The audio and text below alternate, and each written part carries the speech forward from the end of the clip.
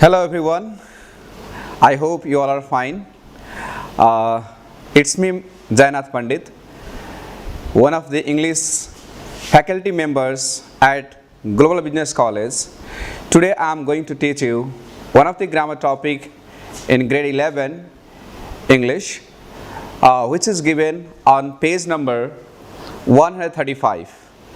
That is the use of modal auxiliaries may, might, must and can't. So let's see the example and listen carefully so that you will have the clear concept. You have to watch the video till the end. If any have doubt, then you can comment later on. Let's begin now. First of all, I want to draw your attention towards the use of may, might, must and can't. First question आउँछ है, यिनीहरूले कस्तो खालको हैन meaning so गर्छन् त? यसमा दुईटा मिनिङ आउँछ। कुनै एउटा कार्य हुने सम्भावना जुन हुन्छ, त्यो हुने सम्भावना धेरै छ भने त्यसलाई हामीले हायर डिग्रीमा राख्छौं र जुन कार्य कम हुने सम्भावना हुन्छ, त्यो कार्यलाई हामी लोअर डिग्रीमा राख्ने गर्छौं। त्यो हायर डिग्री हुने सम्भावना र लोअर डिग्री कार्य हुने सम्भावना जुन छ, त्यसलाई एक्सप्रेस गर्नको लागि यहाँ मोडल एक्जिलरी को युज गरिएको छ। सो तपाईहरुले हेर्न सक्नुहुन्छ, त्यो मोडल एक्जिलरी भर्ब्सलाई यहाँ मैले टेबलमा प्रेजेन्ट गरेको छु। जस्तै अफर्मेटिभ को रूपमा हेर्नुहुन्छ भने मस्ट, नेगेटिभमा कान्ट। सिमिलरली मस्ट र कान्ट ले कस्तो डिग्री शो गर्छ भन्दाखेरि हायर डिग्री इन्डिकेट गर्छ। र मस्ट र कान्ट सँग इक्विभ्यालेन्ट वर्ड्सहरु पनि छन्, जस्तै सर्टेन, श्योर, डेफिनिट, अब्भियस, कन्भिन्स्ड। यी वर्ड्सहरुले चाहिँ सिमिलर मिनिङ चाहिँ प्रेजेन्ट गर्छन्। त्यस्तै छ अफर्मेटिभ कलममा मे, माइट, नेगेटिभमा मे नट, माइट नट र यी वर्ड्सहरुसँग इक्विभ्यालेन्ट वर्डहरु perhaps, doubt, probably, possibly, maybe, I doubt, if र यी वर्ड्सहरुले लोअर डिग्री हुने कार्य चाहिँ इन्डिकेट गर्छन् है। अब क्वेशन आयो हैन, let's make sentences using this the words. यो जुन words of must, can't, may, might यसलाई लिएर यहाँ एक्जाम्पल दिएको छ, यसलाई ध्यान दिउँ है। जस्तै छ फर्स्ट सेन्टेन्स त he must be in the class। यसको अर्थ के हो? उ क्लासमा हुनै पर्छ भनेको अर्थ बढी क्लासमा हुने उसको बढी सम्भावना छ। So this sentence is showing higher degree of certainty and they may have gone out। may means सायद उहाँहरु बाहिर जानु भएको होला भनेर यसको मिनिङ आउँछ। त स्ट्रक्चर प्याटर्न के छ? यो दुईटा एक्जाम्पललाई एनालाइसिस गर्यो भने first like he and they are the subject, and after that what do they use there? There they use of must, may. Similarly you can use other words also like must, may, can't, might, and after that plus you can say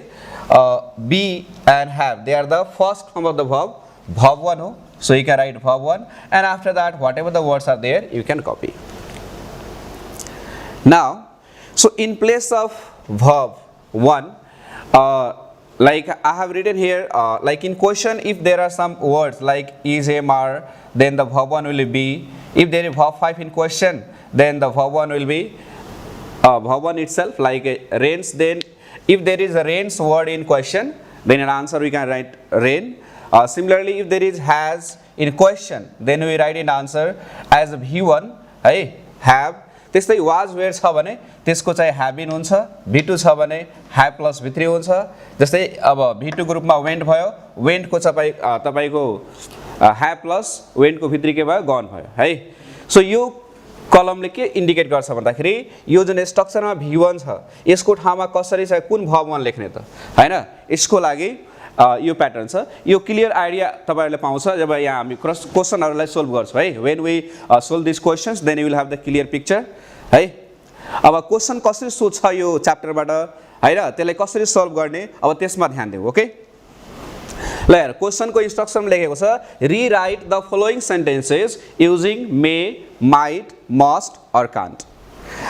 अब rewrite पुनः लेख्नुस् यो सेन्टेन्सहरूलाई के use गरेर त may might must or can't अब question आउँछ हाम्रो दिमागमा चारवटा वर्ड छ सर कुन वर्डलाई युज गरेर लेख्ने त मे युज गर्ने कि मस्ट युज गर्ने कि कान्ट युज गर्ने है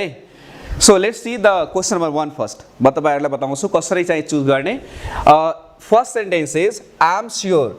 अब यहाँ ध्यान दिनुस् है which word is there sure word is there so you just relate this word see in the बक्समा हेर्दाखेरि स्योर वर्ड कुन कलममा छ भन्दाखेरि तपाईको हायर डिग्री शो गर्ने कलममा छ अब स्योर भएकोले हामी कुन वर्ड युज गर्न सक्छौं दुईटा वर्ड युज गर्न सक्छौं मस्ट र कान्ट अब मस्ट गर्ने कि कान्ट गर्ने अब यो सेन्टेन्सलाई ध्यान दिएर हेर्नुस् त यहाँ नट लागेको छ नेगेटिभ छ त नेगेटिभ छ भने हामी नेगेटिभ कलममा के छ कान्ट हामीले के को युज गर्ने कान्ट को युज गर्ने हो अब आन्सर लेख्ने बेलामा हामी के गर्छौं यो डिग्री शो गर्ने word higher degree lower degree word show गर्ने वर्ड्सलाई हामी के गर्छौं भन्दाखेरि आन्सर लेख्ने बेलामा रिमुभ गर्छौं यसलाई हटाउँछौं हामीले अब हटायो भने के बच्यो ध्यान दिनुस् त he is not going to the cinema today अब यो सेन्टेन्समा सब्जेक्टको रूपमा के छ he र ही पछि यहाँ के आएको छ अपोस्ट्रोफी एस को अर्थ यो के हो त इज हो त स्ट्रक्चर हाम्रो के रहेको छ भन्दाखेरि सब्जेक्ट पहिला के लेख्ने सब्जेक्ट ही आयो सब्जेक्ट पछि हामीले यो हायर डिग्री या लोअर डिग्री इन्डिकेट गर्ने वर्ड हामी यो सेन्टेन्समा कुन वर्ड युज गर्ने त हामीले थाहा पाइसकेका छौं कुन वर्ड युज गर्ने भन्दाखेरि कान्ट को युज गर्ने so we can write here he can't structure पनि हैन ट्याली गर्नुस् तपाईले ही छ he the subject after that modal auxiliary verb छ मस्ट मे कान्ट माइट त्यसबाट हामीले कान्ट लेखिसक्यौ अब हामीले के चाहियो v1 अब यो सेन्टेन्सबाट नै त्यो भर्ब 1 लाई लेख्ने हो फर्स्ट फर्ममा लेख्ने है जस्तै अब इज छ भने तपाईको लागि त्यहाँ हैन मैले अलरेडी बताइसकेको छु हैन यहाँ तपाईको छ इज एम आर को लागि के युज गर्ने त बी भर्ब युज गर्ने so what will be there he can't be is को ठाउँमा is को भर्ब 1 के भयो त बी भयो बाकी यो नेगेटिभ जुन नट वर्ड छ यसलाई नलेख्ने किनभने कान्ट इटसेल्फ अ नेगेटिभ कान्टमा त अलरेडी हामीले नट यहाँ युज गरिसक्यौ that's why you remove this word in answer okay so what are the remaining words त्यसलाई कपी गर्नुस् है going to the cinema today ल यसरी आन्सर तपाईको भयो he can't be going to the cinema today त्यस्तै अब सेकेन्ड क्वेशनलाई ध्यान देऊ यहाँ के दिएको छ perhaps अब perhaps ले के शो गर्छ लोअर डिग्री कि हायर डिग्री पहिला त्यो छुट्याऊ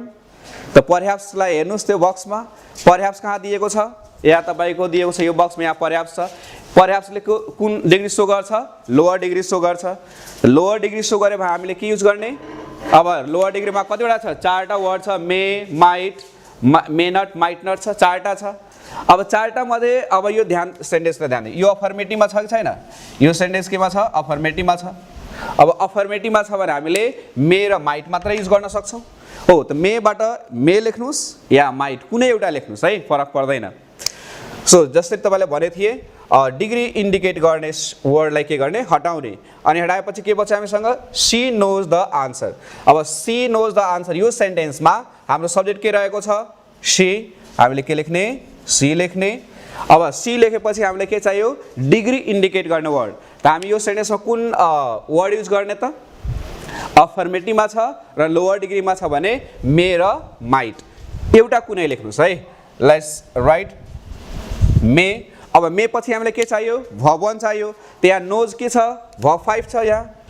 त भर्ब 5 को भर्ब 1 के हुन्छ v1 नै हुन्छ यस हटाइदिनुस् तपाईले लेख्नुस् एन के एन डबल अब फेरि यहाँ तपाई यस लेख्नु भयो भने गल्ती हुन्छ किनभने यो v5 भयो हामीले के चाहिएको छ v1 त v1 मात्र लेख्नु she may know the answer है यसरी हामीले सेकेन्ड क्वेशनलाई सल्भ गर्यौं अब तेस्रो क्वेशनमा ध्यान देऊ I am sure he has a car अब यसमा डिग्री शो गर्ने वर्ड कुन छ त ल भन्नुस् डिग्री शो गर्ने वर्ड चाहिँ आई एम श्योर यो वर्ड्स रहेको छ त श्योरले चाहिँ कुन डिग्री सो गर्छ लोअर डिग्री कि higher degree of course higher degree त हायर डिग्रीमा कतिवटा वर्ड आउँछ मस्ट र कान्ट दुईटा आउँछ यो सेन्टेन्स के दिएको छ अफर्मेटिभमा छ यो सेन्टेन्स केमा छ त अफर्मेटिभमा छ त अफर्मेटिभमा हामीले के युज गर्ने मस्ट कान्टको युज हुँदैन हो so now let's write the answer सब्जेक्टमा के लेख्ने त ही लेख्ने अब ही पछि हामीले के लेख्ने त मस्ट मस्ट पछि के चाहियो हामीलाई verb 1 अब हेर्नुस् हैज छ भने हैज को verb 1 के हुन्छ have हुन्छ h a v e have he must have a car clear similarly question number 4 I doubt if it rains later on अब यसमा ध्यान दिनुस् तपाईले डिग्री इन्डिकेट गर्ने वर्ड्स के भयो त I doubt if अब आई डाउट इफले के सो गरे त लोअर डिग्री हैन त लोअर डिग्री इन्डिकेट गरेको छ भने त्यसमा फेरि चारटा वर्ड आयो त चारटा वर्ड माने हैन दुईटा अफर्मेटिभमा छ दुईटा नेगेटिभमा छ त यो सेन्टेन्सले डिसाइड गर्छ कुन वर्ड युज गर्ने यो चाहिँ फेरि केमा छ तपाईको अफर्मेटिभमा छ भने हामीलाई कतिवटा वर्ड छ त्यसमा अफर्मेटिभमा दुईटा छ मे माइट त मे र माइटबाट के युज गर्ने अफ कोर्स एउटा जुन पनि युज गर्नुस् मे अर माइट अब यहाँ म माइट लेख्दै छु है इट माइट अनि रेन्स v5 छ यसको v1 के हुन्छ rain so it might rain later on clear अब अर्को क्वेशन नम्बर 5 मा ध्यान देऊ ही प्रोबेबली ran अवे यो क्वेशन तपाईको बुकमा छैन यो पास्ट टेन्समा लेखिएको छ यहाँ ध्यान दिनु है यहाँ पास्ट टेन्समा छ अब यसलाई पहिले फेरि अब डिग्री इन्डिकेट गर्ने वर्ड कुन हो प्रोबेबली त प्रोबेबलीले कुन डिग्री इन्डिकेट गर्छ लोअर डिग्री इन्डिकेट गर्छ लोअर डिग्रीमा फेरि चारटा वर्ड आयो हैन may might may not might not त चारटाबाट कुन चुज गर्न अब यो अफर्मेटिभमै छ अफर्मेटिभमा छ भने के युज गर्न सक्छ हामीले मे अर माइट अब इन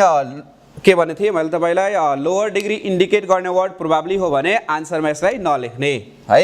त सब्जेक्टमा के छ ही पछि के लेख्ने मे अर माइट बाट तपाई युज गर्न सक्नुहुन्छ यसमा सो ही मे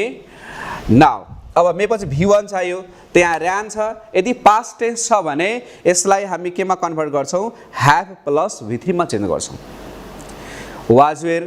को के गर्यो त have प्लस been गर्यो been v3 हो त्यस्तै अब v2 छ भने have प्लस v3 गर्ने जस्तै अब ran छ भने ran को v3 के हुन्छ run हुन्छ r u n run यहाँ के भइहाल्छ have run away करेक्ट अब त सर run त v1 पनि हो so you must have the idea है त्यो v1 v2 v3 को लिस्ट इरेगुलर भर्ब्स तपाईलाई थाहा हुनु पर्छ run v1 हो ran v2 हो अनि run फेरि के हो त v3 हो है यसरी हामीले ओभरअल हेर्दाखेरि तपाईले ध्यान दिनुपर्ने कुरा के हो नम्बर 1 पहिला डिग्री इन्डिकेट गर्ने वर्ड्सलाई हैन अन्डरलाइन गर्ने चिन्ने अब त्यो डिग्रीले त्यो वर्डले हायर डिग्री गर्यो सो गर्छ कि लोअर डिग्री सो गर्छ त्यसलाई छुट्याउने त्यसपछि दिएको सेन्टेन्स अफर्मेटिभमा छ कि नेगेटिभमा छ त्यो पत्ता लगाउने त्यसपछि जुन दिएको स्ट्रक्चर छ त्यो फर्मेटमा गएर यसरी क्वेशनलाई हामी सोल्भ गर्न सक्छौं I hope you have understood and if you have understood I hope you will be able to solve the questions remaining questions which is given on page number 135 in your book. Okay, thank you very much for watching this video.